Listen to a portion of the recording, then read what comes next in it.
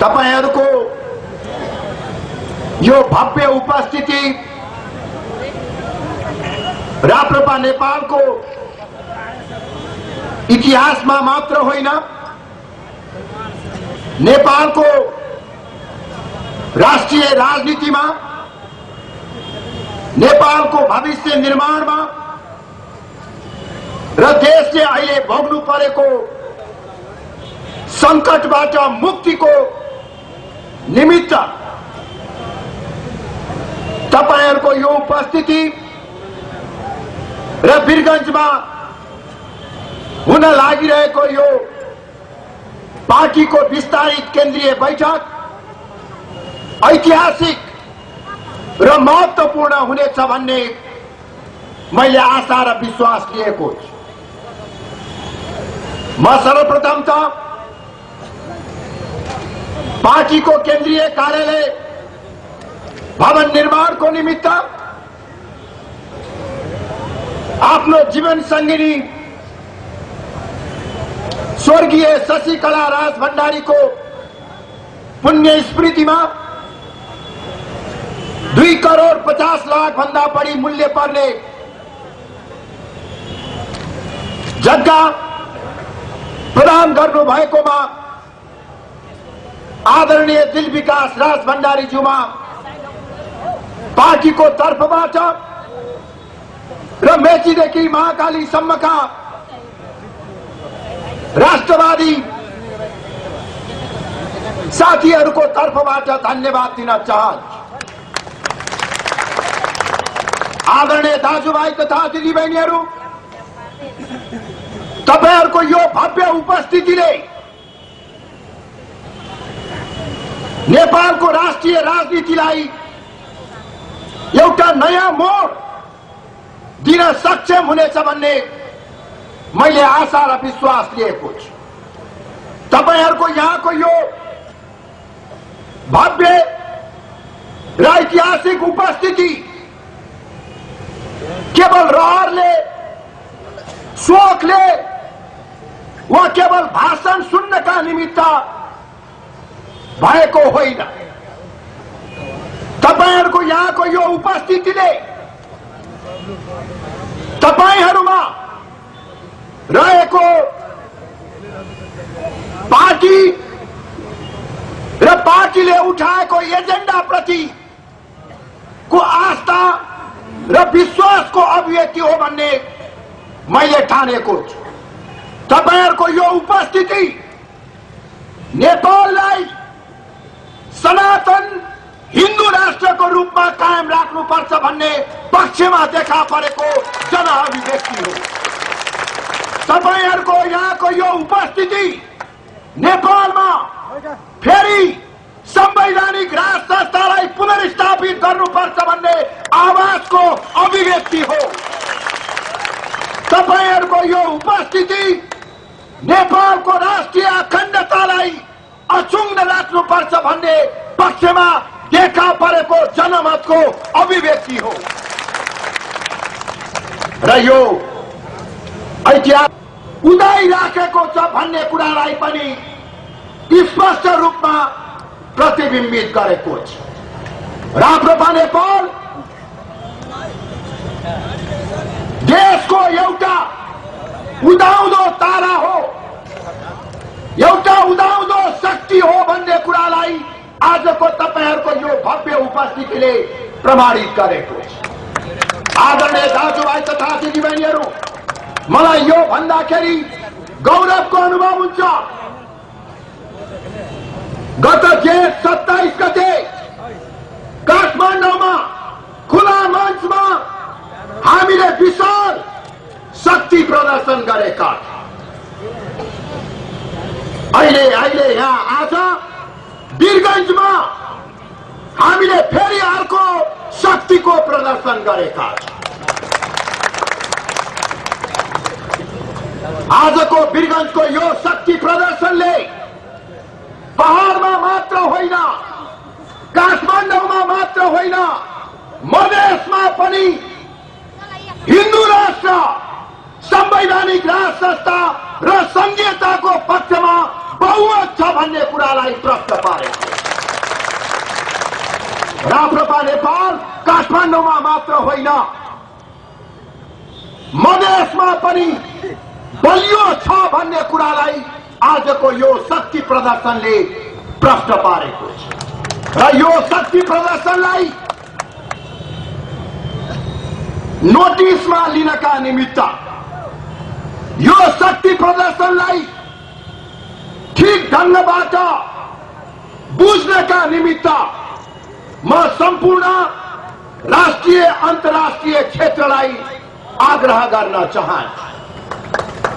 साथसाथै यो शक्ति प्रदर्शनलाई राप्रपा नेपाल एउटा उदाउँदो शक्तिको रूपमा देखा परेको सत्यलाई रिकग्नाइज गर्नको निमित्त, त्यसलाई नोटिसमा लिनको निमित्त नागरिक समाज र आम सञ्चार माध्यमका साथीहरूलाई पनि म विनम्रतापूर्वक आग्रह गर्न चाहन्छु। संविधान सभाको चुनाव पछाडि को शक्ति सन्तुलन अब कायम छैन। नयाँ शक्तिको उदय भइसकेको छ। यो अवस्थामा हिजो एउटा विशिष्ट परिस्थितिमा संविधान सभाको चुनावमा प्राप्त गरेको मतको आधारमा कायम भएको शक्ति सन्तुलनलाई आधार मानेर देशले अहिले भोग्नु परेको संकटको समाधान खोज्न प्रयास गरियो भने त्यो सम्भव हुन सक्दैन। केवल चारवटा पार्टीहरू मात्रै, माओवादी, कांग्रेस, एमाले र केही मधेसवादी दलहरू मात्रै यो देशका शक्ति होइनन्। यी चारवटा पार्टीहरूलाई मात्रै आधार मानेर देशको संकटको समाधान खोज्न प्रयास गरियो र जबरजस्ती यी चारवटा पार्टीका स्वार्थलाई मात्रै लाद्ने प्रयास गरियो भने नेपाली जनताले कदापि स्वीकार गर्ने छैन। म प्रष्ट रूपमा चेतावनी होइन, तर प्रष्ट रूपमा दृढताका साथ भन्न चाहन्छु, राप्रपा नेपाललाई अलग गरेर गरिने कुनै पनि निर्णय अबका दिनमा नेपाली जनतालाई कदापि स्वीकार्य हुने छैन। यो जनताको आवाज हो, जनताको अभिमत हो।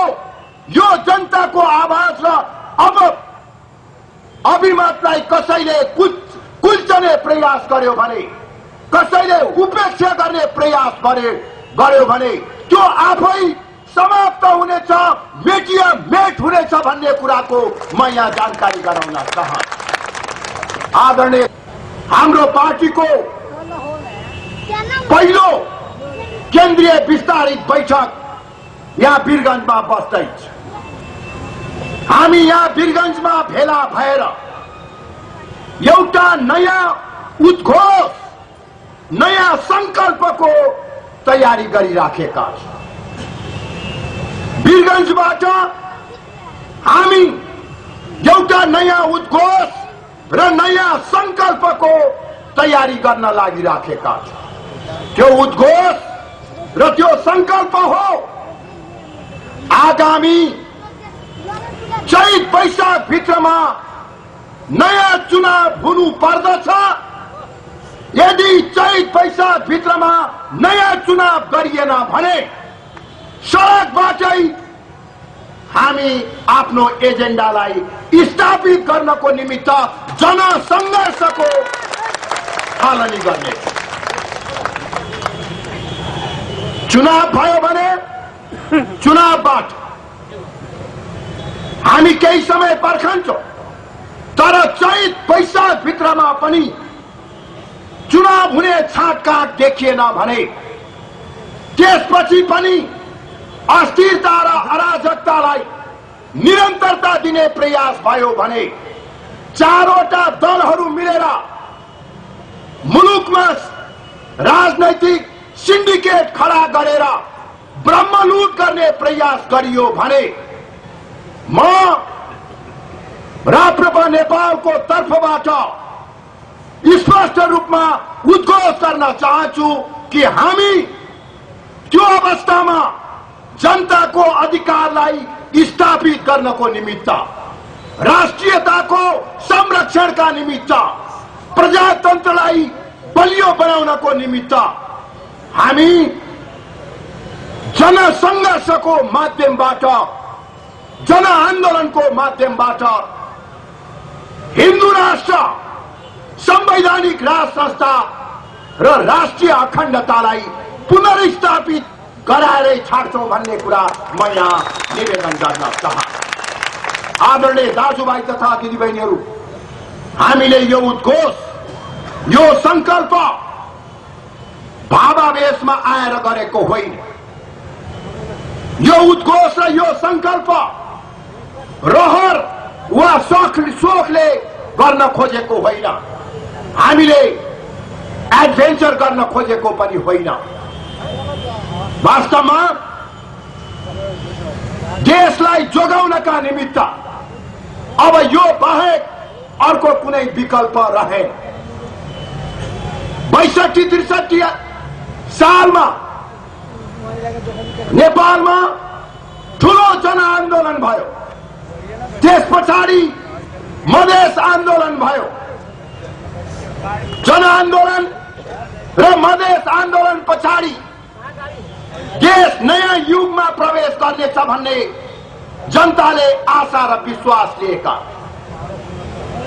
दिगो शान्तिको स्थापना हुन्छ, प्रजातन्त्र बलियो हुन्छ, जनताबाट छानिएका प्रतिनिधिहरूबाट नयाँ संविधान बन्छ, गरिबी हटेर जान्छ, मधेसको पहिचान, मधेसको हक र अधिकार कायम हुन्छ भन्ने आशा र विश्वास आम नेपाली जनताले लिएका। तर यो 6 वर्षको बीचमा माओवादी, कांग्रेस, एमाले र मधेसवादी दलहरूको गलत नीति, अकर्मण्यता र सत्ता लिप्साको कारणले गर्दा आज देश संकटको दलदलमा नराम्रोसँग भासिन पुगेको छ। महँगी दिन दुगुना रात चौगुना बढेर गएको छ। महँगीको कारणले गर्दा जनतालाई जीवन धान्न गाह्रो परिराखेको छ। बेरोजगारीको समस्या अत्यन्तै विकराल रहेको छ। अहिले सरकारी तथ्याङ्क अनुसार नै 30 लाख भन्दा बढी तपाई हाम्रा छोरा छोरीहरू रोजगारीको खोजीमा विदेशका गल्ली र शहरहरूमा रगत र पसिना बगाउनका निमित्त बाध्य भएका छन्। देशमा कुनै रोजगारीको सम्भावना छैन। भएका कल कारखानाहरू एकपछि अर्को गर्दै बन्द भएका छन्।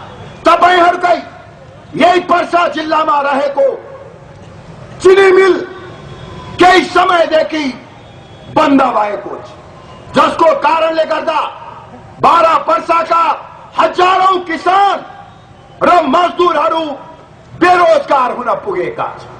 म अहिले यही मञ्चबाट आह्वान गर्न चाहन्छु कि चाँडोभन्दा चाँडो वीरगञ्ज चिनी कारखाना सुरु गरिनु पर्दछ र यहाँका किसान र मजदुरहरूलाई राहत दिनु पर्दछ भन्ने माग दोहोर्याउन चाहन्छु।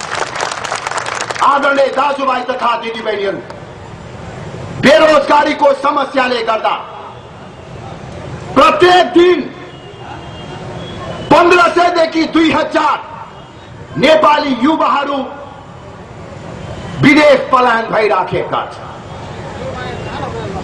युवा भनेको देशको उत्पादनशील र सृजनशील समूह।